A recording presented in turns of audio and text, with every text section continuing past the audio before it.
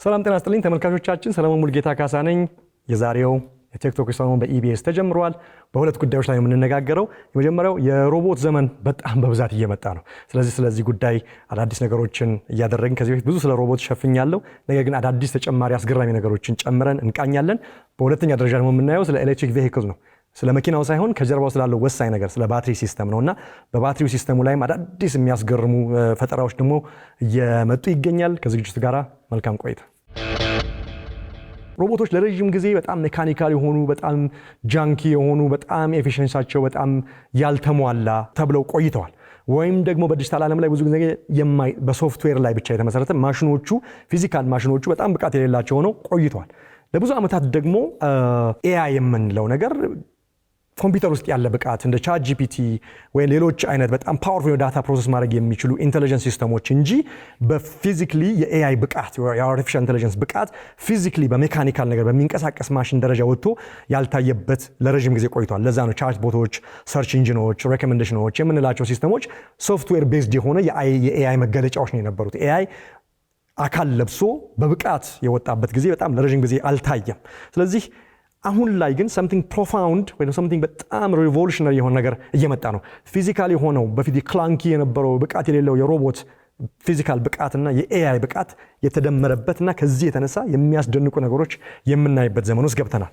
ለዛ ነው ዛሬ ላይ ኤአይ በአካል ተገልጦ በማሽን አካል ተገልጦ ከዲጂታል ዓለም ውስጥ ወጥቶ ከኛ ጋር አብሮ እየተጋፋ የሚራመድበት አይነት ነው። ያ ማለት ምን ማለት ነው? ሮቦቶች በፋብሪካ ውስጥ እንደ ሰው በሁለት እግራቸው በሁለት እጃቸው እየተንቀሳቀሱ ፕሮዳክሽን ላይ የሚሰሩበት፣ የኤአይ በሮቦቲክ የሆኑ ኤአይዎች ሎጂስቲክን ሃንድል የሚያደርጉበት፣ ኦቶኖመስ ሲስተሞች ዲሲሽን የሚያደርጉበት እየተንቀሳቀሱም ካስፈለገ። ስለዚህ ይሄ ኢኖቬሽን ብቻ አይደል፣ ይሄ ትራንዚሽን ኦፍ ኢንተለጀንስ ሲስተምስ ኢንቱ ወደ ገሃዱ ዓለም የተገለጠበት ዘመን ውስጥ ገብተናል ማለት ነው።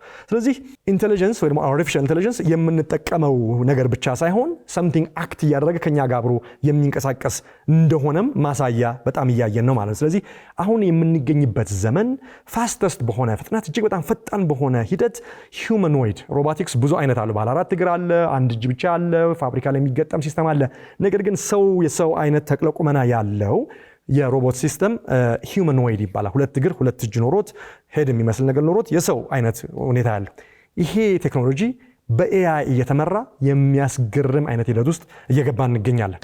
ሮቦቶች ቅድም እንዳልኳችሁ ረዥም ሜካኒካል ስሎ ነበሩ፣ ብቃት ያልነበራቸው። አሁን ግን ኤአይ ይህንን ነገር በሚያስገርም ሁኔታ ቀይሮታል። ስለዚህ የዛሬዎቹ ሮቦቶች ከላቦራቶሪ ወጥተው ሪል የሆነ ዲፕሎይመንት ሪል ላይፍ ላይ የሚንቀሳቀሱበት ሁኔታ ነው።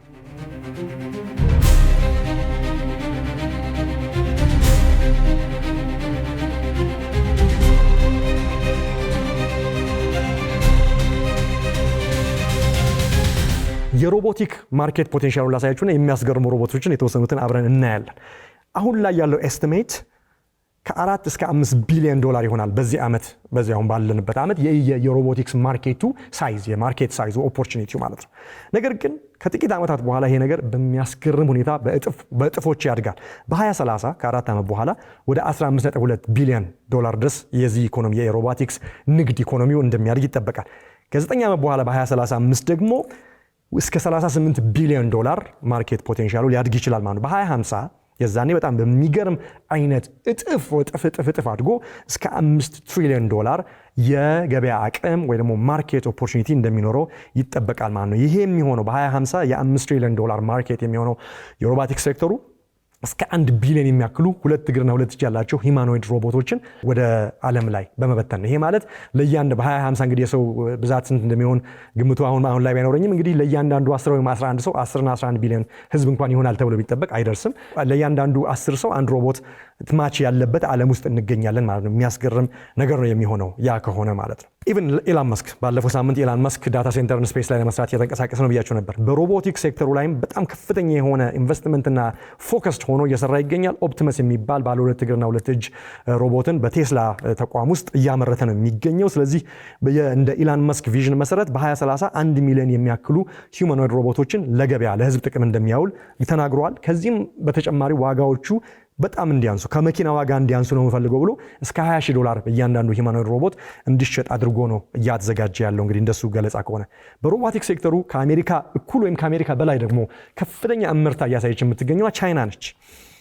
በእርግጥ በአሜሪካ ራሱ ቦስተን ዳይናሚክስ የሚሰኛል። ነገር ግን ቻይና ላይ ዩኒትሪ የሚባል ተቋም አለ፣ ዩቢቴክ የሚባል ተቋም አለ፣ ኤጂቦት የሚባሉ አሉ። እነዚህ በጣም በሚያስገርም አይነት ብቃት የሮቦቲክ ብቃታቸው እያደገ ይገኛል። በተለይ ዩኒትሪ የሚባለው የቻይና ተቋም ሪሰንትሊ ኢቭን ዋጋውን ከታሰበው በታች አውርዶ $5,900 የሚሸጥ ሂውማኖይድ ሮቦት ለገበያ ያቀረበበትም ሁኔታ አለ ማለት ነው። ስለዚህ ይሄ ዘመን ለምንድን ነው የሚለየው ከሌላው? ከዚህ በፊት ሮቦት ሲሞክር ቆይቷል፣ ከ60ዎቹ ጀምሮ ከ50ዎቹ ጀምሮ ያላችሁ እንደሆነ በፊት ላይ ሮቦቶች ፕሪፕሮግራም የተደረጉ ነበሩ። ስለዚህ ሪጂድ ናቸው፣ ሪፒቲቲቭ ነገር ነው ማድረግ የሚችሉት፣ ሊሚትድ ናቸው። ዛሬ ላይ ያሉት ሮቦቶች በኤአይ ፓወርድ የሆኑ ናቸው።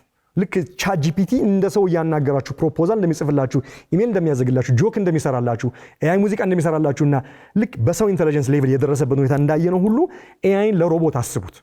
ኤአይን ለቻት ጂፒቲ ያሰባችሁ ቻት ጂፒቲ የሚያስገርም ነገር እያደረገ ነው አይደለ? ሶፍትዌሩ። ኤአይን ደግሞ ለሮቦት ለሜካኒካል ነገሩ አስቡት። ምን ማለት ነው? ሮቦቶቹ አዳዲስ ታስክን እዛው ሪል ታይም ይማራሉ። ሮቦቶቹ አዳፕት ማድረግ ይችላሉ ኢንቫይሮንመንታቸውን በሚንቀሳቀሱ ጊዜ። ሮቦቶቹ ከተወሰነ ብሎን ከማሰር የተወሰነ ነገር ፕሪፕሮግራምድ ከመሆን ይልቅ ጀነራል የሆነ መልቲፕል ታስክ ሌቭል እንዲሰጣቸዋል ማለት ነው። ስለዚህ የሮቦት ዘመን በዚህ በኤአይ ዘመን የሚያስገርም አይነት ጀነራል ፐርፐዝ ብቃት ውስጥ ይገባሉ ማለት ነው። ስለዚህ ምንድነው እየተቀየረ ያለው ብላችሁ የሆነ እንደሆነ ኤአይ ዋናውን የሮቦት አብዮት በሚያስገርም ሁኔታ ያፈነደዋል ማለት ነው። ስለዚህ ኤአይ ነበር ሚሲንግ ፒስ ሮቦቶች በሚፈለገው ነገር እንዳይደርሱ። እንዴት ነው ኤአይ ለሮቦት እንደዚህ ብቃት የሚሰጠው ሰለሞን ያላችሁ እንደሆነ ኮምፒውተር ቪዥን የሚባል ኤአይ መስክ አለ። ለምሳሌ ልክ የኛ አይን እንዳለን የኤአይ ነገሮችን ማየት፣ ቪዲዮ መለየት፣ ፒክቸር መለየት፣ ቪዥዋል ብቃት የሚሰጠው አርቲፊሻል ቪዥን የሚሰጠው ለኮምፒውተር ወይም ለማሽን ሲስተም በኮምፒውተር ቪዥን ነው። ያንን የኮምፒውተር ቪዥን ለሮቦቱ ብቃት ብትሰጡት በደንብ ማየት ይችላል። ቪዥኑ በጣም አኮምፕሊሽ አደረገ ማለት ነው። ሌላኛው የኤአይ ትልቁ ሞዴል ላርጅ ሞዴል የሚባል አለ። ቻት ጂፒቲ የሚያስደንቅ የሆነ ብቃት ለእናንተ የሰጣችሁ ወይም ደግሞ የጉግሉ ጀመናይ ወይ ደግሞ የአንትሮፒኩ ክላውድ ወይም ደግሞ የቻይናው ዲፕሲክ ላርጅ ላንጉጅ ሞዴል በሚባለው ነው። ስለዚህ ሮቦቶች አንደርስታንድ ያደርጋሉ። ቻት ጂፒቲ አንደርስታንድ ስለሚያደርግ ነው እንደ ሰው እኮ ከእናንተ ጋር የሚነጋገረው። ሮቦቶችም ያን ብቃት የላርጅ ላንጉጅ ሞዴልን ሮቦቶች ውስጥ ብንከት ከሜካኒካሉ በተጨማሪ አንደርስታንዲንግ ይኖራቸዋል ማለት። ስለዚህ ቪዥን አገኙ፣ አንደርስታንዲንግ አገኙ በኤአይ የተነሳ። ሌላኛው ትልቁ የኤአይ አሁን ሰክሰስፉል የሆኑ የኤአይ ቱሎች አሁንም የጌን እንደ ቻት ጂፒቲ እና የመሳሰሉት ወይ ደግሞ አሁን ሙዚቃ የምንፈጥረው ቪዲዮ ጀነሬት የምናደርገው ያ ሁሉ በሪኢንፎርስመንት ለርኒንግ በሚባለው የኤአይ አንዱ መስክ ነው። ለሮቦቶች ሪኢንፎርስመንት ለርኒንግ የሚባለውን የኤአይ ብቃት ብንሰጣቸው ምን ማለት ነው? ሪኢንፎርስመንት ለርኒንግ ባይ ዱዊንግ እየሰሩ ኦን ጃብ እየተማሩ ራሳቸውን እያሻሻሉ ይሄዳሉ ማለት። ስለዚህ ቪዥኑን አንደርስታንዲንጉን ከዛ በኋላ ለርኒንግ ባይ ዱዊንጉን አንድ ላይ ለሮቦቶች ላይ ስታላብሱ ሮቦቱ ምን ያህል ፓወርፉል እንደሚሆን ማሰብ ትችላላችሁ። ይሄ ኮምቢኔሽን ምን ይፈጥራል ያላችሁ እንደሆነ ፋስተር ትሬኒንግ፣ ሞር ፍሌክሲቢሊቲ፣ ሪል ታይም ወርልድ ዩስፉልነስ እና ብቃት ለሮቦቱ ያካትታል ማለት ነው። ስለዚህ ይሄ ምንድነው ሪል ታይም ሪል ዲፕሎይመንቱ ሀፕን እያደረገ ነው ወይስ ገና ሙከራ ላቦራቶሪስ ነው ያላችሁ እንደሆነ ኖ ፊውቸር አይደለም። አሁን ላይ ሮቦቶች በጣም በሚያስገርም ሁኔታ በፋክተሪ ውስጥ በፋብሪካ ውስጥ በዌርሃውስ ውስጥ እና በአሴምብሊ ፕላንት እና በሎጂስቲክ ቦታዎች ላይ ስራ እያከናወኑ እያገዙ ይገኛል፣ በላርጅ ስኬል ባይሆንም። ስለዚህ ሞር ዩዝ ኬሶች ምንድን ናቸው ያላችሁ እንደሆነ ፒኪንግ ኤንድ ፕሌሲንግ አይተምስ አሴምብሊ ላይን ወርክ ላይ እና ማቴሪያል ሃንድሊንግ ላይ ሮቦቶች ወይ ደግሞ ሂውማኖይዶች በጣም ብቃት አላቸው። ስለዚህ ሺፍቱ ምንድን ነው ያላችሁ እንደሆነ ከፕሮቶታይፕ እና ላቦራቶሪ ውስጥ ከመሞከር ወጥቶ ሪል የሆነው ቦታ ላይ ፋብሪካ ውስጥ ዌርሃውስ ውስጥ ሎጂስቲክ ሴንተሩ ላይ እየሄዱ ስራ እየሰሩ ኢኮኖሚክ አስፔክቱ ላይ ኢኮኖሚክ አክተሮች ወይ ደግሞ የኢኮኖሚው ላይ ኮንትሪቢዩት የሚያደርጉ ልክ እንደ ሰው ሰራተኛ ኮንትሪቢዩት የሚያደርጉ ማሽኖች ሆነዋል ማለት ነው። ስለዚህ ከዚህ አንጻር ማስ ፕሮዳክሽን ይታሰባል፣ በሚሊዮኖች የሚቆጠሩ ይታሰባል። ለዚህ ነው ዋናው ጎል ምንድነው የተባለ እንደሆነ ሪፒቲቲቭ የሆነ ድግግሞሽ ያለበትን ስራ ሰዎችን በሮቦቶች ለመተካት ነው። ስለዚህ ሪፒቲቲቭ ስራ የሚሰሩ የፋብሪካ ሰዎች ኦልሬዲ በሮቦት ከዚህ በፊትም ዲስራፕትድ ሆኗል። አሁን ላይ ግን በኤአይ ብቃት ባለው ሮቦት የበለጠ በርካታ ሰዎች ከተደጋጋሚ ስራ ይፈናቀላሉ ወይ ደግሞ ያ ነገር በሮቦቶች ይተካል ማለት ነው። ለምንድነው የሂውማኖይድ ፎርም ሰው እንዳለው እንዲመስል ሁለት እግር ሁለት እጅ ለምን ተሰጠው? ለምንድነው ሮቦት የታሰበው ያላችሁ እንደሆነ ዓለም ላይ ያለው እንቅስቃሴ የፋብሪካ ሲስተሙ የንግድ ስርዓታችን መስተጋብራችን የተሰራው በምን እሳቤ ነው? ሰው በሁለት እግሩ ቆሞ በሁለት እጁ ስራ ይሰራል በሚለው የተፈጥሮ ማንነታችን ዙሪያ ነው ነገሮችን በሙሉ ያከናወን ነው። ፋብሪካውን ስንሰራ፣ መኪናውን ስንሰራ፣ ግሮሰሪውን ስናዘጋጅ፣ ሎጂስቲኩን ስንሰራ የትምህርት ስርዓታችን ሁሉ የታሰበው በምንድን ነው? በሁለት እግርና ሁለት እጅ ባለው ሰው ዙሪያ የተቀመረ ነው። ስለዚህ ማሽኖቹን ስናመጣቸው ይሄ ኢኮሲስተም ሳይረበሽ ሮቦቶቹ እንደሰው ሆኖ ያን እንዲያከናውኑ የሚል ፊሎሶፊካል እሳቤ ያለው ነው ማለት። ስለዚህ ሂውመን ሼፕድ ሮቦት can use tools እኛ የምንጠቀምበትን ቱል ራሱ እንዲጠቀም ለሮቦቶቹ ሲባል አዲስ ቱል እንዳይሰራ ነው። ቤዚክሊ ዓለም ላይ በጣም ከፍተኛ መዋለ ንዋይ የፈሰሰበት ስርዓት አለ። ያን ስርዓት ውስጥ ገብተው እንዲሰሩ ነው ዋናው። ስለዚህ እንደኛ እጅና እግር ካላቸው እኛ የምንጠቀመውን ቱል ይጠቀማሉ። እንደኛ ናቪጌት ማድረግ ይችላሉ ቦታቸውን። እንዲሁም ደግሞ እኛ የምንሰራውን ስራ እንደኛ መስለው መተካት ይችላሉ ማለት። ስለዚህ ዋናው እሳቤ ነው። ስለዚህ ሂውማኖይድ ሮቦት አትርሱ፣ 2 እግርና 2 እጅ ያለው ማለት ነው። ፕላግ ኤንድ ፕላይ ወይ ደግሞ በቀላሉ ለሚፈለገው ተግባር ሆኖ የስራ ኃይሉን ይቀላቀላል እንደሰው ማለት ነው። ስለዚህ ከዚህ አንጻር እንግዲህ ሪስክ ኤክሳይቲንግ የሚያደርገው ነገር እንዳለ ሆኖ ስጋቶች ደግሞ አሉ። የመጀመሪያው ከፍተኛ የሆነ የስራ መፈናቀል ሊፈጠር ይችላል። ይሄ ሳይንስ ፊክሽን ወይ ማስፈራሪያ አይደለም፣ ሪያሊቲ ነው። ሴፍቲ እና ኮንትሮል፣ ማሽኖች ከአውት ኦፍ ኮንትሮል ከሆኑ ብዙ ነገር ሊበላሽ ይችላል የሚለውም አለ። ሌላው ኤቲካል ኢምፕሊኬሽን ነው። እንዴት ነው የሰዎችን ድርሻ ማሽኖች እንዲወስዱ ለምን እንደምንፈቅደው እስከምን ነው ልኩ የሚለው ነው። ሌላው ዋናው ሪስኩ ደግሞ ኢኖቬሽንን ቨርስስ የፈጠራ ልካችን ከሶሳይታል ዲስራፕሽን የሰውን መስተጋብር ስራ ማጣቱንም መፈናቀሉንምና ሌላውንም የተለመደ የሰው መስተጋብር መረበሽ ጋር ኢኖቬሽንን ከሱ ጋር እንዴት ነው የምናጣጥመው? መቼ ነው ባላንስ የምንሰራው? ምኑ ጋር ነው ልኬቱ? ምኑ ጋር ነው ይሄ በቃል የምንለው የሚለው እንግዲህ ትልቁ ነገር ነው ማለት ነው።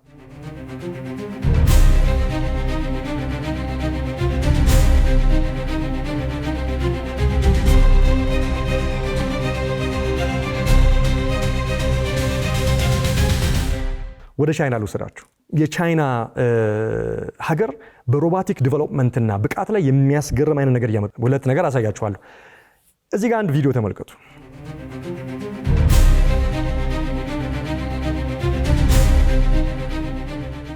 እዚህ ጋር የምታዩት ቪዲዮ በኮምፒውተር ጀነሬት የተደረገ በኤአይ ጀነሬት የተደረገ ማአት ሰው እንዲሁም የተለቀቀ ጊዜ በቻይና ዋናው ጣቢያ ላይ የታየው ይሄማ ኤአይ ነው አኒሜሽን ነው እውነት አይደለም ተብሎ ነበር። ነገር ግን እዚህ ቪዲዮ ላይ የምታዩት ቪዲዮ እውነት ነው። በበርካታ መቶ የሚቆጠሩ ሮቦቶች እጅግ በጣም ኮምፕሊኬትድ የሆነ የማርሻል አርት አክሽን ሲያሳዩ ታያላችሁ። ይሄ ለሰው ራሱ ከስንት ወራት ስልጠና በኋላ ዓመታት ስልጠና በኋላ ነው እንደዚህ ማአት ሰዎች አንድ ላይ አንድ አይነት እንቅስቃሴ የሚያደርጉት። እዚህ ጋር የምታዩት ሮቦቶች ማርሻል አርት ውስጥ ገብተው ይደባደባሉ ለማለት አይደለም። ከባድ የሆነውን የሰው እንቅስቃሴ ሮቦቶች ማድረግ እንደሚችሉ ማሳያ ነው። ለቻይና ይሄ እጅግ በጣም ዓለምን ያስደነገጠ ያስገረመ ክስተት ነው። ከሮቦቲክስ አንጻር ተመልከቱ። ማርሻል አርት ስታደርጉ በጣም ዳይናሚክ የሆነ እንቅስቃሴ፣ መገለባበጥ፣ ራሳቸውን ችሎ መቆም፣ እጅ እግራቸው ያለውን እንቅስቃሴ ኮኦርዲኔሽኑን አስቡት። አጃይል የሆነ ሂውመን ላይክ ወይ ከሰውም አኪዩሬሲ በላይ የሚበልጥ ፍሌክሲቢሊቲ እና እንቅስቃሴ አላቸው። ይሄ ስቴጅድ አይደለም፣ የእውነት ሪጂድ የሆነ በጣም ወሳኝ አስገራሚ እንቅስቃሴ ነው። ስለዚህ ይሄ ማሳየት የተፈለገው ሮቦቶች በጣም አስገራሚ ብቃት፣ ሪል ታይም የሆነ እንቅስቃሴ እና ኮንትሮል እና ለርኒንግ ማድረግ እንደሚችሉ ነው። የሂውመን ሌቭል ሞሽን ከዛም በላይ የሆነ እንቅስቃሴ ሮቦቶች ማድረግ እንደሚችሉ እናሳያለን፣ አሳይተናል ነው። ስለዚህ ይሄ ማለት ይሄን ካደረጉ ሮቦቶች ኮምፕሌክስ የሆነ ታስክ ኮኦርዲኔትድ በሆነ በተቀነባበረ የሰውነት እንቅስቃሴ ማድረግ ይችላሉ፣ የአካል እንቅስቃሴ ማድረግ ይችላሉ ማለት። ስለዚህ ባላንስ መጠበቅ፣ ፖስቸር መጠበቅ፣ ታይሚንግ መጠበቅ ሃይሊ ሪፋይንድ ሆኖ ለሮቦቶች ብቃት ተሰጥቷል በኤአይ አማካኝነት። ስለዚህ ይሄ ምንድነው የሚያሳዩ ያለ እንደሆነ ሞተር ኮንትሮላቸው በጣም ተሻሽሏል። ሪኢንፎርስመንት ለርኒንጋቸው ቅድም ያልኩ ተሻሽሏል። ሪል ታይም ፊድባክ እያደረጉ ነው። ፕሪፕሮግራምድ አይደሉም። ባለው ሲቹዌሽን ላይ እሱን ነው ሪስፖንድ እያደረጉ እንደ ሰው የሚንቀሳቀሱ ማለት። ሰው የሆነ ነገር ቢነገርበት ኦብስታክል እንደማይደረግ ሳይነገረው ኦብስታክል ባለበት መንገድ ቢል ልክ ያን ሲያዩ ኢሚዲየትሊ በቪዥን በሪኢንፎርስመንት ለርኒንግ ወዲያውኑ ሪል ታይም ወስኖ ያን ለማለፍ ይሞክራል። ሮቦቶችም የአይነት ብቃት እንደሚሰጣቸው ነው እንግዲህ ይሄ ማሳያ የሆነው ማለት ነው። ስለዚህ ይሄ ሜጀር የሆነ ሊፕ ነው። ሮቦቶች የሚንቀሳቀሱ ሮቦቶች የሚለው ነገር ቀርቶ ፐርፎርም ማድረግ የሚችሉ ሮቦቶች ዘመን ውስጥ እንደገባን ማሳያ ነው ማለት ነው። ስለዚህ የፓወር ኦፍ ኤአይን እና የሮቦቲክ ኢንቴግሬሽንን በሚያስገርም ሁኔታ ያየንበት ነው ማለት ነው። ስለዚህ በዚህ አማካኝነት ሮቦቶች በኤአይ ሞዴል አማካኝነት ትሬንድ ሆነው ሞሽን ዳታን በጣም አኪዩሬት ማድረግ ይችላሉ። ሲሙሌሽን ኢንቫይሮንመንቶች ነበረ በፊት፣ አሁን ግን ሪል ወርልድ ዲፕሎይመንት ከላቦራቶሪ የወጣ ቻሌንጅ መቋቋም ይችላሉ። እንዲሁም ኮንቲኒየስ ለርን እያደረጉ ብቃት ማግኘት ይችላሉ ማለት። ልክ ማርሻል አርት ተማሪው መጨረሻ ላይ ጎበዝ እንደሚሆኑ ሮቦቶችም በተሰጣቸው ታስክ እየለመዱ ነው እንጂ ፕሮግራም ተደርገው ከዛ ንቅንቅ የለም የሚባል ልክ እንደ ሰው የተሻሻሉ ብቃት ይኖራቸዋል ማለት ነው። ስለዚህ የማርሻል አርት ሪኳየር የሚያደርገው ፋስት ሪአክሽን፣ ባላንስ፣ አንደር ፎርስ፣ ፕሪሲሽን ታይሚንግ እና የመሳሰለው ነገር ለሮቦቶች መስጠት ከቻለን ሌላ ነገር ማድረግ ይችላሉ የሚለውን ነገር ማሳያ ነው ማለት ነው።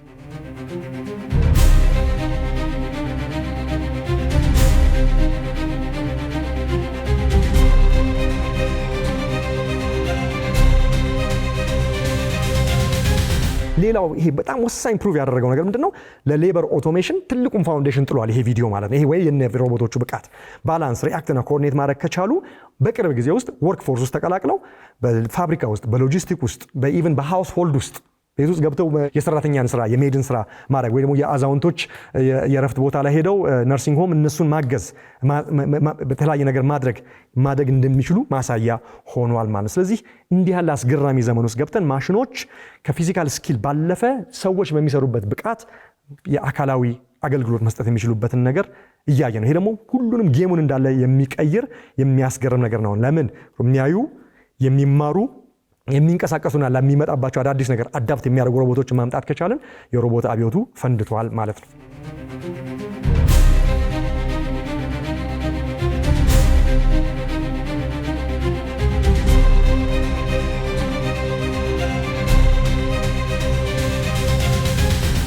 ከቻይና ሳልወጣ ሌላ አላሳያችሁ። የሮቦት አርሚ ደግሞ እንደዚህ ሾኬዝ የተደረገበት ዩቢቴክ የሚባል በጣም ሜጀር የቻይና ሮቦቲክስ ካምፓኒ አለ። ሸንዘን ውስጥ ነው የሚገኘው። ማስ የሆነ በጣም እጅግ በጣም በርካታ የሆነ ሂውማኖይድን አመርታለሁ ብሎ ይህን ለማሳየት ደግሞ በርካታ ሮቦቶች እንደ ሰራዊት ተደርድረው እውነተኛ የሆነ በርካታ መቶ ሮቦት ዴሞንስትሬሽን ያደረገበት ነው። ተቀነባብረው ልክ እንደ ወታደር በኩል ነው የሚራመዱት። እንደምታዩት እንደ ዩኒት ሆነው ነው የሚሰሩት። የሮቦት አርሚ ሆነው ነው የሚሰሩት። ይሄ ፕሮቶታይፕ ሙከራ አይደለም፣ ስኬል የሆነ በማስ ሌቭል የሮቦት ፕሮዳክሽንን ለማሳየት ወይም ቻይና ብቃት አለኝ የሚለውን ያሳየችበት ነው ማለት ነው። ስለዚህ ስታዩትም ቪዲዮ ማስታወቂያውን ኤክስፕሊሲትሊ ወይ ደግሞ በግልጽ ባይነገርም ግን ስታዩት ከጀርባው ምንድን ነው የሚታያችሁ? ይሄን ስታዩ ሳይፋይ ትዝ አይላችሁ? አይሮቦት ወይ ደግሞ ሮቦት ሰራዊቶች ሰውን በሰው ላይ ሲያይሉ ያንን ነገር ከጀርባው የማሳየት ነገር አለ። ስለዚህ ሮቦቶች ይህን ሁሉ ማድረግ ከቻሉ በሚሊተሪ ሰርቪስ፣ በሴኪዩሪቲ ሰርቪስ፣ በዲፌንስ ሲስተም፣ በሚሊተሪ ሲስተም ውስጥም የመግባት ብቃት አላቸው። የሮቦት ሰራዊት መጥቶ ቢሞት ምንም አይቆጫችሁ፣ ባይሰራ ቢሞት ማለት አይቻልም። በተተኩሶበት ማሽኑ ቢበላሽ በብዛት ስለሚመረች ግድ የማይላችሁ ከሆነ እንዲህ ያለ የሮቦት አርሚ ለገዳይ ሲስተም፣ ለኦቶሜሽን፣ ለኦቶሜትድ ዌፐን ሲስተም፣ ለሚሊተሪ ሲስተም መጠቀም የማይቻልበት ምክንያት ምንድነው የሚለውን ጥያቄ ያጭራል። ስለዚህ እንዲህ ያለው ነገር በሳይንስ ፊክሽን ላይ ብቻ የምናየው ነገር ግን ከፋብሪካ አገልግሎት ከቤት ውስጥ አገልግሎት አልፎ ለሚሊተሪስ ለኦቶኖመስ ሲስተም ኢን ዋርፌር እና ሮቦቲክስ ጂኦስፓሻል ፓወር ወይም ጂኦፖለቲካል ፓወር የመጠቀሙም ነገር የሚያሳይ ይመስላል የሚል ነገር ነው። ከዚህም በተጨማሪ ደግሞ ሌላ ነገር ላሳያችሁ። ወደ ዋይት ሃውስ ወስጃችሁ የሮቦት ውድድሩ ምን ያህል ሲሪየስ እንደሆነ መገለጫ አንድ ነገር ልጨምርላችሁና ወደሚቀጥለው ቶፒክ እንሄዳለን።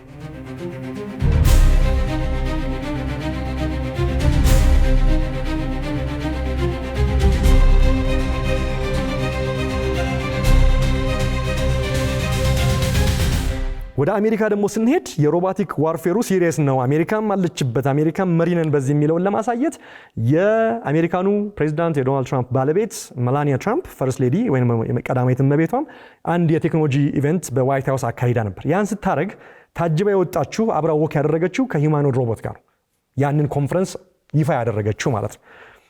ምን ማለት ነው? ይሄ ሮቦት ከፈርስት ሌዲዋ ጋር ወይ ከቀዳማዊት እመቤቷ ጋር ከጎኗ አብሮ ልክ እንደ ሰው ሲራመድ ይታያል። ፍሉድ በሆነ ብቃት ባለው የሰው እንቅስቃሴ ይታያል። በፐብሊክ ሴቲንግ ላይ ይታያል።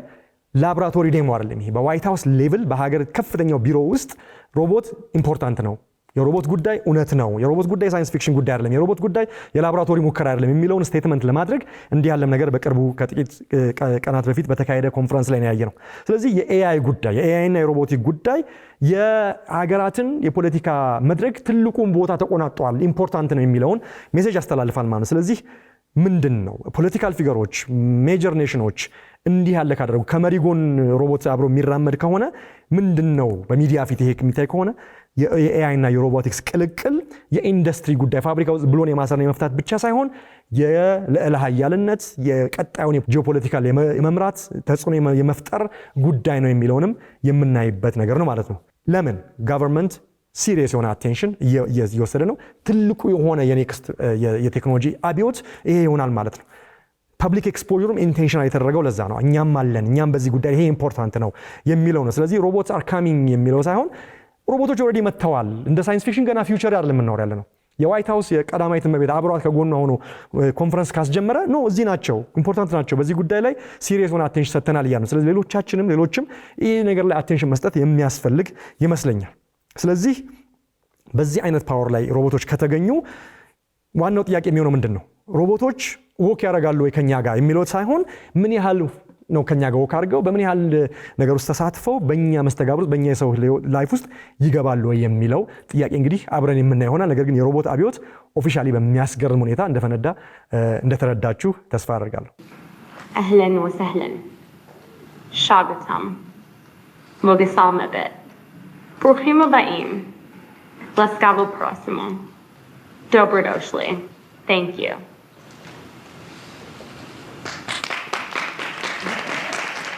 ቀጣዩ ከበር አድርጌ የዛሬውን ፕሮግራም የምቋጭበት ርዕስ የባትሪ ጉዳይ ነው። እንግዲህ የባትሪ ጉዳይ እንደ ድሮ ለሬዲዮ ለሪሞት ኮንትሮል ለሰዓቶቻችን የምናደርግበት አይደለም።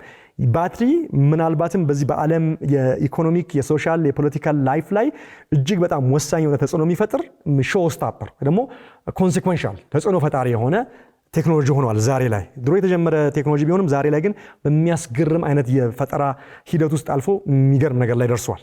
ምን ማለት ነው? በ2026 ላይ ተገኝተን የኤሌክትሪክ መኪና አሁን ላይ በጣም ኖርማል እንዲያውም ምናልባትም እጅግ ወሳኝ ከጋዝ መኪና እንድንወጣ የበለጠ ፑሽ የሚፈጥር አሁን ሰሞኑን እንግዲህ የኢራንና የአሜሪካን ጦርነት አለ። ከዚህ የተነሳ በነዳጅ ላይ የመጣውን ተጽዕኖ በአገራችን እንኳን አይተናል። በሌላ በመላው ዓለም አይተናል። ማነቆ ሲፈጥር ሎጂስቲኩ ላይ ምኑ ላይ። ስለዚህ በባትሪ የሚሰሩ የኤሌክትሪክ መኪናዎች ጉዳይ እጅግ በጣም ወሳኝ ኢኮኖሚካል፣ የእህል ጉዳይ፣ የምግብ ጉዳይ፣ የፖለቲካ ኢንፍሉዌንስ ጉዳይ እየሆነ መጥቷል። በዚህ ውስጥ ደግሞ መካከለኛውን ቦታ የሚይዘው የኢቪ ጉዳይ ነው። ኢቪ ወይም ደግሞ ኢቪን ፓወር የሚያደርገው የባትሪ ጉዳይ ነው። ስለዚህ ብሬክ ትሩ ደግሞ አሁን ሊቲየም ባትሪ ለረጅም ጊዜ ይህንን ማርኬት ተቆጣጥሮ ቆይቷል። አሁን ላይ ሶሊድ ስቴት ባትሪ የምንላቸው ደግሞ ቴክኖሎጂዎች መጥተው የዚህን የባትሪ ቴክኖሎጂ ወደሚቀጥለው ሌቭል ሊያሸጋግሩት እየተንደረደሩ ይገኛል። ለ30 ዓመታትና ለዛ በላይ ይሄ ሊቲየም አየን ባትሪ የምንለው ስራ ላይ ውሏል። ስለዚህ ጉዳይ ከዚህ በፊት ሾው ስለሰራው እዛው መልሼ አልገባም፣ ሄዳችሁ መከለስ ትችላላችሁ። አሪፍ ነው። ነገር ግን እጅግ በጣም ሄቪ ነው። ሊኩዊድ ሄቪ ነው፣ ፈሳሽ ነው። እንዲሁም ደግሞ ቦታ ይወስዳል፣ ሰፊ የሆነ ቦታ ይወስዳል። እንዲሁም ደግሞ ከዚህ በተጨማሪ ከሞቀ ሊኩዊድ ነገር አሲዱም ስላለ የመፈንዳትና እሳት የማያያዝ ቻንሱ ከፍተኛ ነው። ስለዚህ ይሄ ነገር አገልግሎናል፣ ባለውለታችን ነው። ነገር ግን ከዚህ መውጣት አለብን ተብሎ አዲስ ቴክኖሎጂ ውስጥ ተገብቷል። ሶሊድ ስቴት ባትሪ ወይ ደግሞ ኤስኤስቢ ይሰኛል። ሪቮሉሽኑ ሲምፕል ነው። ፑልን ወይ ደግሞ መዋኛን እንደ ትራንስፖርት ከመጠቀም ይልቅ ሃይዌይን ደረቅ አስፋልትን እንፈልጋለን እንደማለት ነው። በቀላል ምሳሌ ምን ማለት ነው? ፍሌመብል የሆነውን የሊቲየም ባትሪ ሊኩዊድ ሲስተሙን በማውጣት በሶሊድ ማቴሪያል ለምሳሌ በሴራሚክ ወይም በግላስ አይነት ማቴሪያሎች በመቀየር ማሲቭ ፕሮብሌምን መቀነስ ተችሏል። አንድ ይሄ መጀመሪያ ላይ የሚያደርገው ውጤት ምንድነው? ሴፍቲ። ሶሊድ የሆነ ማቴሪያል ሊክ የማድረግ ወይ ኤክስፕሎድ የማድረግ ቻንሱ በጣም ሌስ ነው። ስፒድ ምን ማለት ነው? አየኖች በሊቲየም ባትሪ ቴክኖሎጂ ጊዜ አየኖች ከአንዱ ወደ ሌላው የሚንቀሳቀሱበት ሂደት ኤሌክትሪክ ጄነሬት ለማድረግ ቻርጅ ለመደረግ ያለው ሂደት ነው። ስለዚህም ፕሮግራም ሰርቻለሁ፣ አልደግመውም። በጣም ስሎ ነው። በፈሳሹ ልክ የዋናን ምሳሌ በነግራችሁ በዋና የሚሄድ ሰውና በሩጫ ከጎናችሁ የሚሮጥ ቢኖር በደረቅ መሬቱ ላይ በሩጫ የሚሄደው ይቀድማችኋል። ምክንያቱም ሶሊድ በሆነ ስቴት ላይ ሙቭመንት የቀላል ስለሆነ ማለት። ስለዚህ ያ ስለሆነ ስፒዱም ያ ነው። ያ ምን ማለት ነው ስንል ቻርጂንግ ላይ ነው ይመጣል በቀጥታ ከ0% አንድ የሶሊድ ስቴት ባትሪ ከ0% ምንም የለውም ከሚባለው ፐርሰንት 80% ለማድረስ ከመቶ ማለት ነው 15 ደቂቃ የሚፈጅበት ሁኔታ ነው በሶሊድ ስቴት ውስጥ ያለው ቨርሰስ ሰዓታቶች የሚወስድበት የሌላኛው ቴክኖሎጂ ማለት። ስለዚህ ዴንሲቲ ደግሞ ሌላኛው ነው። ዴንሲቲ በጣም ዴንስ ስለሆነ በሶሊድ ስቴት ላይ እና እንዲሁም ኩሊንግ ጊሩ ላይ ሞር ኢነርጂ በትንሽ የማቴሪያል ውስጥ መሄድ ይችላል። አሁን ብዙ ኤሌክትሪክ መኪናዎች ሆዳቸው ስር ያለው ሰፊ ቦታ በሙሉ ባትሪ ነው። ለምን? የድሮ ቴክኖሎጂ ያላቸው ካሉ ማለት ነው። ሶሊድ ስቴት ሲሆን ግን በጣም በተወሰነ ቦታ ላይ ከፍተኛ የሆነ እምቅ ብቃት ኃይል መያዝ የሚችል የኤሌክትሪክ ፓወር ያለውን ባትሪ መስራት ስለሚችል ዴንሲቲ፣ ስለዚህ ሴፍቲ ዴንሲቲ በትንሽ ነገር ላይ ከፍተኛ ፓወር መያዝ የሚችልበት ብቃት ስላለው ሶሊድ ስቴት እጅግ በጣም ወሳኝ ነው ተብሎ ይነገራል ማለት ነው። በ2026 በዚህ በያዝነው ዓመት ኦልሬዲ የግሎባል የባትሪ ኢንዱስትሪው ማርኬቱ በጣም ትልቅ 140 ቢሊዮን የአሜሪካን ዶላር ማርኬት አለው። ባትሪ የሚያመርቱ ተቋማት ለመኪና አምራቾቹ ለሌሎቹም ሲያቀርቡ የሚያገኙት ገቢ ከፍተኛ ነው። ስለዚህ ይሄ ማለት ከተወሰኑ ከብዙ አገራት የጂዲፒ ዓመታዊ ጂዲፒ በላይ ነው የባትሪ ቴክኖሎጂ ገበያው ወይ ደግሞ የኢኮኖሚ ብቃቱ ማለት ነው። ስለዚህ አሁን ደግሞ ሶሊድ ስቴት ባትሪዎች ኦፈር የሚያደርጉት ዴንሲቲው እንዳልኳችሁ ከ2 እስከ 2.5 ታይምስ ሃየር ዳን የሊቲየም አየን ቴክኖሎጂ ከበፊቱ ባትሪ ሲስተም ማለት ነው። ይህ ምን ማለት ነው መሰላችሁ? ስንቀይረው 435 ኪሎ ሜትር መነዳት የሚችል መኪና አሁን ባለው ቴክኖሎጂ በሊቲየም አየን ባትሪ የተካተተላቸው መኪናዎች በአንድ ቻርጅ እስከ 485 ኪሎ ሜትር የሄዱ እንደነበረ በዛው የዘዛኑ ያህል አቅም ያለው የሶሊድ ስቴት ባትሪ መኪናው ላይ ቢገጠም ግን ኦልሞስት ከ950 ኪሎ ሜትር በላይ በአንድ ቻርጅ እንዲሄዱ ማስቻል ይችላል ማለት ነው። ኦልሞስት እጥፍ ማለት ነው። ሴም መኪና ጉልበት ግን የባትሪው ልዩነት የሊቲየም አየን ባትሪው ቨርሰስ የሶሊድ ስቴቱ ለአንድ መኪና ከ485 በቻርጅ ወደ 956 በቻርጅ ኪሎ ሜትር በቻርጅ ማድረግ የሚችልበት ብቃት ስላለው ለዲዩራቢሊቲም ለዩዛቢሊቲም ከፕራክቲካሊቲም አንጻር ፕራይሱስ ያላችሁ እንደሆነ ለማኒፋክቸሪንግ ፕራይሱም የሚወርድበት ነው። ወደ $100 ፐር ኪሎዋት አወር አንድ ባትሪን ማኒፋክቸር ለማድረግ ወደዛ የተገባ ነው። ስለዚህ የኤሌክትሪክ መኪና ውድ የሆነበት ምክንያት ምንድን ነው ሲባል በዋናነት ትልቁ ኮምፖነንት ውድ ያደረገው የኤሌክትሪክ መኪናን ባትሪ ሲስተሙ ነው። ስለዚህ ሶሊድ ስቴት ባትሪ በብዛት ገበያ ላይ ውሎ ለማምረት ያለው ኮስት ከሊቲየም አየን ባትሪ የወረደ እንደሆነ ፕራክቲካሊ የመኪና ዋጋ የኤሌክትሪክ መኪና ዋጋ ይወርዳል። ወርዶም በጋዝ ከሚሰሩ መኪናዎች ዋጋው ወርዶ በጣም አፎርደብል የሚሆንበት ዘመን ይመጣል የሚል እሳቤ ያለ እሰየው ነው ማለት ነው።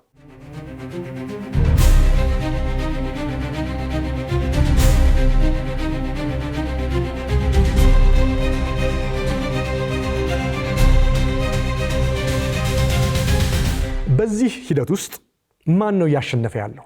የኤሌክትሪክ ባትሪን በማምረት ስንል ቻይና ነች። በጣም በሚገርም ሁኔታ አሜሪካ፣ ዩሮፕ ልታሰባችሁ ይችላል። ቻይና ነች። በቻይና ውስጥ ደግሞ CATL የሚባል በጣም ግዙፍ ተቋም አለ። ይሄ ነው በጣም በብዛት የኢቪ ባትሪዎችን እያመረተ የሚያቀርበው ማለት ነው። ስለዚህ ለሶሊድ ስቴት ብቻ እየጠበቁም ማለት ነው። ሶሊድ ስቴት ባትሪ እንዳለ ሆኖ አሁን ደግሞ ማስ ፕሮዲዩሲንግ ሶዲየም አየን የሚባል ደግሞ ሌላ አዲስ ቴክኖሎጂ አለ፣ በጣም አፎርደብል በሆነ ዋጋ። ምን ማለት ነው ሶዲየም አየን ማለት?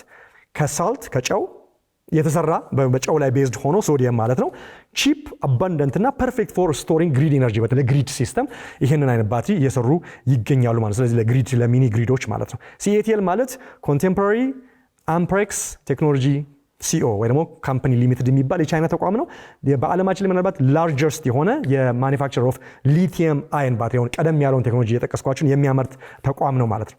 ይህን ሊቲየም አየን ባትሪ አሁን በብዛት ላሉት የኤሌክትሪክ መኪናዎች የሚያቀርበው ከዚሁ ነው። ነገር ግን ሊቲየም አየን እየቀረ ነው ወይ መቅረት አለበት ብዬ ነግሬያችኋለሁ። ስለዚህ ይሄው CATL የተቋለው ተቋም ወደ ሶሊድ ስቴት እና ወደ ሶዲየም አየን ባትሪ ደግሞ እየገባ ይገኛል ማለት ነው። በነገራችን ላይ CATL የተባለው የቻይና ተቋም ዓለማችን ላይ ካለው 36% የሚያክለውን የባትሪ አቅርቦት ሼር የሚወስደው ነው። እንግዲህ በርካታ ካምፓኒዎች ያሉ 36% አንድ ተቋም ወሰደ ማለት ምን ያህል ግዙፍ እንደሆነ ማሰብ ትችላላችሁ ማለት ነው። ቻይና ነው ቤዝድ የሆነው እንዳልኳችሁ ለቴስላ፣ ለBMW፣ ለፎርድ እና ለሌሎችም በርካታ የመኪና አቅራቢዎች የባትሪ አቅርቦት የሚሰጠው ይሄው የቻይና ተቋም ነው ማለት ነው። አሁን ግን ኪ ኢኖቬሽን እያካተተ ሎንግ ላይፍ አልትራ ፋስት ቻርጂንግን 5C ባትሪዎች በሚባለው አካቶ እንዲሁም ሶዲየም አየን ቴክኖሎጂ እና ሶሊድ ስቴት ውስጥም እየገባ ይገኛል ይሄው ተቋም።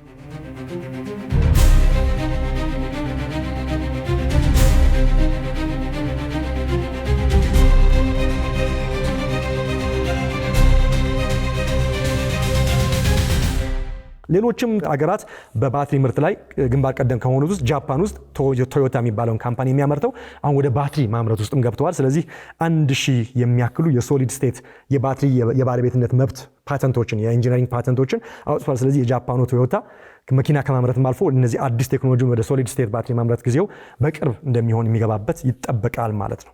ስለዚህ ማስ ማርኬት ሶሊድ ስቴት ቬሂክል አዝ ዊ ስፒክ ለራሳቸው መኪናም እያደረጉ አቅርቦት ውስጥም ለመግባት እንቅስቃሴ ናቸው። ስለዚህ ረከስ ያለ መኪና የምናይበት ጊዜ ሩቅ ላይሆን ይችላል። ወደ አሜሪካም ስንሄድ ኳንተም ስኬፕ የሚባል እንዲሁ ሶሊድ ፓወር የሚባሉ ተቋማት እንደዚሁ በጣም በከፍተኛ ኢንቨስትመንት እንዲህ ያሉ ሌተስት የሆኑ የኢቪ ባትሪዎችን ለማምረት ገብተው ይገኛሉ።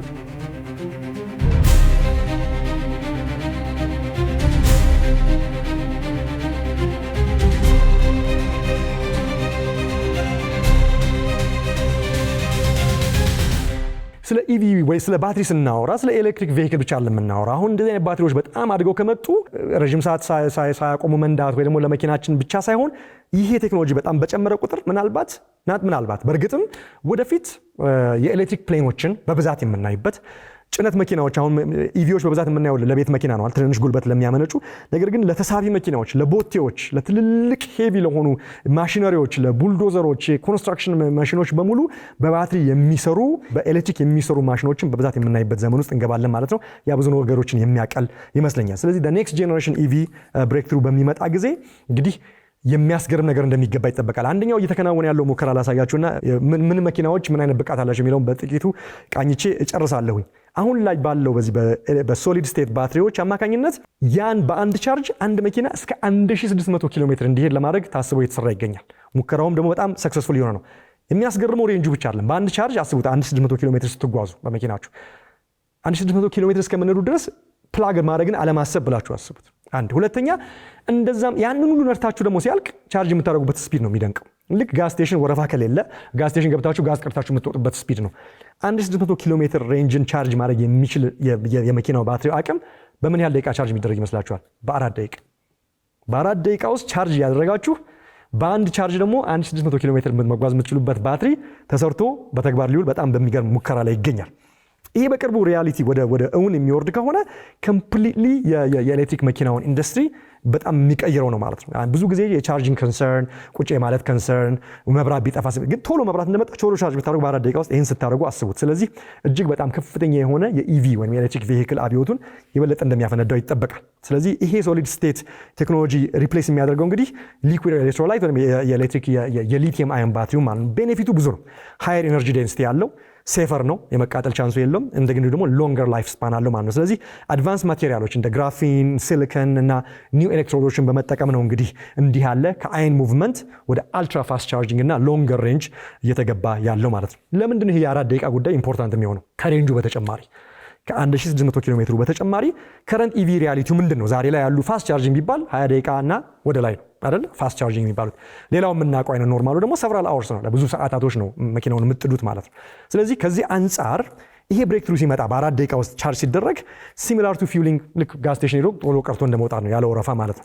ይሄ ሳይኮሎጂካል የሆነውን ቤሪየር ሰዎችን ኢቪ ማልፈልግበት ምክንያት የሚለውንም እሳቤ ከውስጣቸው ያወጣዋል። ቴክኒካል ብቃቱን ከመቀነስና እንዲሁም ደግሞ ምናልባትም እንዳልኳችሁ ቴክኖሎጂው የመኪና ዋጋዎችን ርካሽ ከማድረጉ በተጨማሪ ማለት ነው። ስለዚህ ይሄ ቴክኖሎጂ ስኬል የሚያደርግ ከሆነ የኢቪ አዶፕሽን ኤክስፕሎድ አድርጎ በናፍጣና በጋዝ የሚሰሩ መኪናዎችን የጥንት ወይ ደግሞ ኋላ ቀር የሚያስፈልበት ዘመን የሚመጣ ይመስለኛል። ይሄ ደግሞ ያስፈልጋል። አሁን ካለንበት የጂኦፖለቲካል ሲቹዌሽን አንጻር በጋዝ የሚሰሩ መኪናዎች እና በናፍጣ የሚሰሩ መኪናዎች በጣም ከፍተኛ የሆነ ችግር እያመጡ ነው። እንኳን እነሱ አውሮፕላኑ ለአውሮፕላን ግን በኤሌክትሪክ የሚሰራ አውሮፕላን ስንት መቶ ሰው ጭኖ ስንት መቶ ኪሎ ላጌጅ ጭኖ ይችላሉ የሚለውን ወደፊት ስንደርስበት እናወራለን። ኢምፖሲብል ነው ብለን መናገር አንችልም፣ ግን ያው በጣም ከፍተኛ የሆነ ስራ ይጠይቃል። ስለዚህ የኢቪዎች ወይ የኤሌክትሪክ ቬሂክሎች በጋዝ የሚሰሩ መኪናዎችን በኮንቪኒየንስም በኮስትም በፐርፎርማንስም እንግዲህ የሚተኩ ይሆናል ማለት። ስለዚህ ማሲቭ ኢንዱስትሪ ዲሰፕሽን ወይ ማሲቭ ፕሮዳክሽን ሲገባ ኦይል ዲማንድ እንግዲህ ምናልባት ዲክላይን ሊያደርግ ይችላል። ቻርጂንግ ኢንፍራስትራክቸር ደግሞ በጣም ሊቀየር ይችላል። እንደገና ደግሞ የመኪና አምራቾች ደግሞ አዲስ ባትሪ ቴክኖሎጂን እየገቡ ወይ መኪናቸውን እያረከሱ የመኪና ዋጋ በጣም የሚረክስበት ዘመን የሚመጣ ይመስለኛል። ይሄ ደግሞ ሰሞኑን ካየነውም ጦርነት አንጻር ቶሎ ያምጣልን የሚያሰኝ ነው ማለት ነው።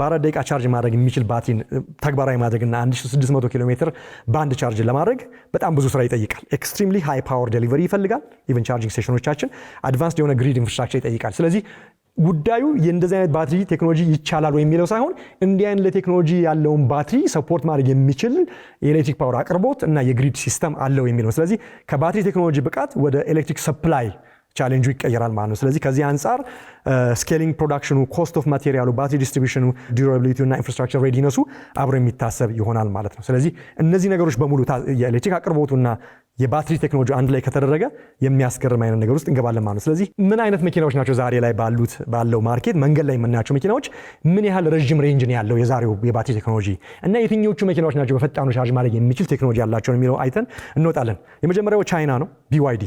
BYD ማለት ቢልድ ዮር ቪዥን ማለት ነው። የBYD ዴንዛ የሚባለው ሞዴል የ2026 ነው። ዴንዛ Z9 GT ይባላል። በአንድ ቻርጅ 1000 ኪሎ ሜትር ኤስቲሜትድ ሬንጅ አለው። 1000 ኪሎ ሜትር ወደ ተደርሷል ማለት ነው ዛሬ ላይ። ለምን ሲባል ብሌድ ባትሪ ወይ LFP ቴክኖሎጂ የሚባል በመጠቀም ሴሎቹን በጣም ታይት በማድረግ ፓክ አድርገው ነው እንግዲህ የተርማል ራንዌይ ወይ ደግሞ የሙቀት ነገሩን ማኔጅመንት አድርገው ማሲቭ የሆነ ቻርጂንግን በአንድ ላይ አድርገው ሬንጁን ዲዩራቢሊቲውን ማሳደግ የቻሉት። ሁለተኛው የአሜሪካ መኪና ነው። ሉሲድ ሞተርስ ይሰኛል። ሞዴሉ ሉሲድ ኤር ግራንድ ቱሪንግ የ2026 ሞዴል ነው። 830 ኪሎ ሜትር ኤስቲሜትድ ሬንጅ አለው ማለት ነው። ለምንድን ነው እንዲህ ብቃት ያለው ሲባል ከረንት ኤፊሽንሲ ቻምፒዮን የሆኑበት ምክንያት ዩኒክ የሆነ የሞተር ዲዛይናቸው ነው። ረዥም ጊዜ እንዲጓዝና የመኪናው የኤሮዳይናሚክ ሲስተም ቶሎ ባትሪው እንዳይሞት የሚያደርግበትን ነገር አካተው እንዲሁም ደግሞ በባትሪ ውስጥ የፈጠሩት ለየት ያለ ሲስተም ነው። ሶስተኛው የጀርመን ሰራሹ የመርሴዲስ ቤንዝ ሲሆን የኤሌክትሪክ መኪና ሞዴሉ EQS 450 ፕላስ ይሰኛል። ወይ ደግሞ CLA ክላሶቹም የ2026 ሞዴሎቹ ናቸው። 780 ኪሎ ሜትር ሬንጅ አላቸው። ለምንድን ነው ሲባል ኤሮዳይናሚክ ዲዛይናቸው የኢንጂን ዲዛይኑና ያካተቱለት የባትሪ ቴክኖሎጂ ተካቶ ማለት ነው። ስለዚህ ረጃጅሞቹ ሬንጆች እነዚህ 3 መኪናዎች ከሆኑ ፈጣን ደግሞ ቻርጅ የሚያደርጉ መኪናዎች የአራቱን ጠቅሼላችሁ ዝግጅቴን አቆማለሁ። አሁንም ወደ ቻይና ነው መልሳችሁ። ዣኦሚ የሚሰኘው የቻይና የመኪናና የስማርትፎን አምራች ካምፓኒ SU7 አልትራ የሚባለውን የመኪና ሞዴሉ የኤሌክትሪክ መኪና ሞዴሉ ላይ ከ10% ባትሪው ወደ 80% ከመቶ ለመድረስ 11 ደቂቃ ብቻ የሚፈጅበት የመኪናው ፋስት ቻርጅ ይሄን ብቃት ተካቶለታል ማለት ነው። ሁለተኛው ዚከር የሚባል እንደገና የቻይና የኤሌክትሪክ መኪና ነው። ሞዴሉ ዚከር 001 ይሰኛል። የ2026 ሞዴል ነው። ከ10% ወደ 80% ለመድረስ ከ11 እስከ 12 ደቂቃ ነው የሚወስድበት። በአንድ ደቂቃ ነው ከዣኦሚ መኪና የሚለየው ማለት ነው። ሶስተኛው የዩኬ እና የቻይና በቻይና የሚመረት ግን የዩኬ ብራንድ ነው። ሎተስ የሚሰኝ መኪና ሲሆን ሞዴሉ ሎተስ ኢሜያ የሚሰኝ ነው። ከ10% ወደ 80% ለመድረስ 14 ደቂቃ የሚፈጅበት ማለት ነው ፋስት ቻርጂንጉ። የአራተኛው መኪና ፖርሽ የተሰኘ የጀርመን የለግዠሪ የስፖርት ቨርዥን መኪና ነው። ሞዴሉ ደግሞ ታይካን ይሰኛል። የ2025 እና 26 ሞዴል ነው። ከ10% ወደ 80% ቻርጅ ለመድረስ 18 ደቂቃ እንደሚፈጅበት ተመዝግቧል ማለት ነው።